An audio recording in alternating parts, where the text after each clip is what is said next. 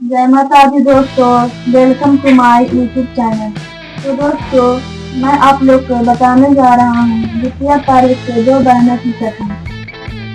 जितिया व्रत और त्योहार केवल धार्मिक अनुष्ठान मात्र नहीं है, बल्कि वे समाज और परिवार के बीच प्रेम, विश्वास और कर्तव्य की गहराई को भी प्रकट करते हैं। इन्हीं व्रतों में से एक है जितिया व्रत या जितिया पर्व।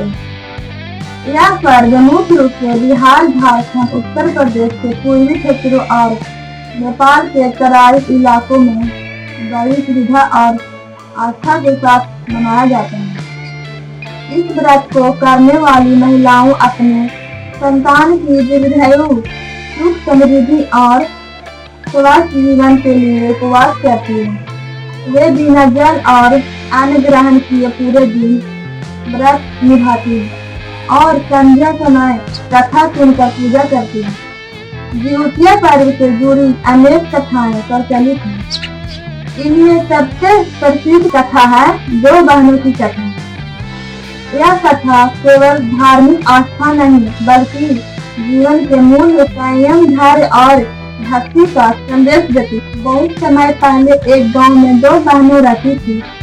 दोनों बचपन से ही साथ पली बढ़ी थी, लेकिन विवाह के बाद दोनों अलग अलग घरों में चली गई। बड़ी बहन का विवाह एक समान परिवार में हुआ था। उसका पति धनवान था और उसके घर में अन्न धन की कोई कमी नहीं थी। छोटी बहन का विवाह एक गरीब परिवार में हुआ था। उसका पति मजदूरी करके इसी तरह घर चलाता था। भोजन, वस्त्र और धन की भारी कमी रहती थी। फिर भी दोनों बहनों में अटूट प्रेम और गहरा संबंध था। जब भी कोई पर्व आता, दोनों साथ बैठकर उसकी तैयारी करती और साथ में व्रत भी करती। एक बार आश्विन मास के कृष्ण पक्ष की अष्टमी तिथि और यह वही दिन था जब जितिया व्रत रखा जाता है। दोनों बहनों ने सोचा कि वे अपने अपने घर में रहते हुए भी एक साथ यह व्रत करेगी और शाम को कथा सुनेंगी। दोनों बहनों ने व्रत का संकल्प लिया। उन्होंने यह प्रण किया कि चाहे कितनी भी कठिनाइयां आए, हम उपवास तोड़ेंगे नहीं और विधिवत पूजा करेंगे। व्रत के दिन दोनों बहनों ने प्रातः स्नान कर पूजा की तैयारी की। बड़ी बहन के घर में अन्न धन प्रचुर मात्रा में था। वहाँ पकवान, फल और मिठाइयाँ रखी हुई थी, लेकिन व्रत के कारण उसे कुछ भी खाना पीना नहीं था। छोटी बहन के घर में अन्न का एक दाना भी नहीं था। पति सुबह से मजदूरी पर गया था और घर में खाली बर्तन पड़े थे। फिर भी छोटी बहन ने मन ही मन कहा, आज मैं अपने बच्चों की लंबी उम्र के लिए व्रत कर रही हूँ। चाहे भूख कितना भी सताए, मैं नियम नहीं तोड़ूंगा। दिन चढ़ते चढ़ते दोनों बहनें को भूख और प्यास लगने लगी। बड़ी बहन बार बार रसोई घर में जाती और पकवानों को देखकर उसका मन विचलित हो उठता।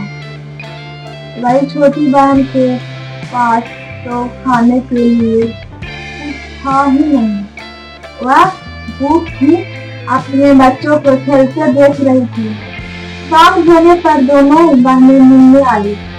बड़ी बहन ने छोटी से कहा, बहन, यह व्रत बड़ा कठिन है। घर में इतनी मिठाई और फल रखे हैं, पर खा नहीं सकती।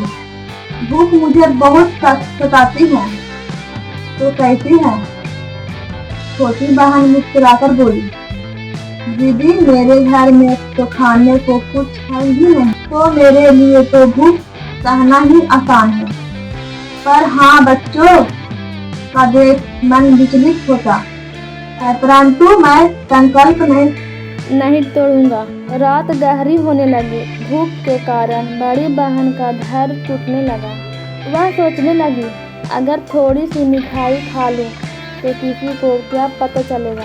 बहन को भी नहीं बताऊंगी और पूजा के समय जाकर बैठ जाऊंगी। इसी विचार के साथ बड़ी बहन ने चोरी छिपे फल और पकवान खा लिया। उसके मन को क्षणिक तृप्ति मिली, लेकिन तुरंत ही उसे पछतावा भी हुआ। उधर बेटी बहन भूखी प्यासी ही सो गई। उसने मन में भगवान जिउतिया से प्रार्थना की, हे प्रभु, मुझे शक्ति दो कि मैं यह व्रत पूरा कर सकूं और मेरे बच्चों के लंबी आयु प्रदान करें। रात में दोनों बहनों को स्वप्न आया। बड़ी बहन ने देखा कि उसके बच्चों का शरीर दुर्बल हो रहा है और बेरोगी होकर कष्ट पा रहे हैं, और छोटी बहन देखा कि उसके बच्चे हरे भरे वृक्ष की तरह स्वस्थ और प्रसन्न है। उनके चेहरे पर तेज है और वे दीर्घायु हो रहे हैं। सुबह जब दोनों बहनें मिली तो उन्होंने अपने अपने स्वप्न सुनाए। छोटी बहन ने कहा, दीदी, यह सब व्रत के नियमों का फल है। तूने नियम तोड़ा, इसीलिए स्वप्न में ऐसा देखा, और मैंने उपवास पूरा किया, इसीलिए मेरे बच्चों का कल्याण हुआ। समय बीता, कथा के अनुसार वही ठीक हुआ।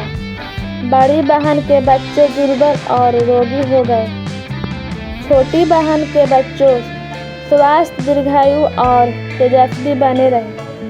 तभी से मान्यता है कि जितिया व्रत संतान की लंबी आयु और सुख समृद्धि के लिए अनिवार्य रूप से करना चाहिए। यह कथा हमें अनेक संदेश देती है। कठिनाई चाहे जितनी आए, यदि संकल्प दृढ़ हो तो सफलता मिलती है। माँ अपने बच्चों की रक्षा और दीर्घायु के लिए स्वयं कष्ट सहन करती है।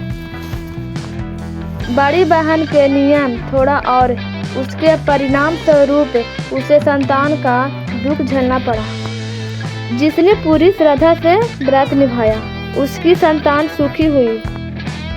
जितिया पर्व की यह कथा दोनों बहनों की केवल धार्मिक आख्यान नहीं, बल्कि जीवन का गहरा दर्शन भी है। यह बताती है कि त्याग, संयम और निष्ठा से किया गया कार्य आवश्यक सफल होती है। आज भी ग्रामीण क्षेत्रों में जब माताएं यह व्रत करती हैं तो वे यह कथा सुनाती है और सुनती है। बच्चों को यह सीख दी जाती है कि माँ का त्याग और आशीर्वाद ही उनके जीवन की सबसे बड़ी पूंजी होती है। तो दोस्तों, मेरे वीडियो कैसा लगा? ये वीडियो कैसा लगा कमेंट बॉक्स में ज़रूर बताइएगा।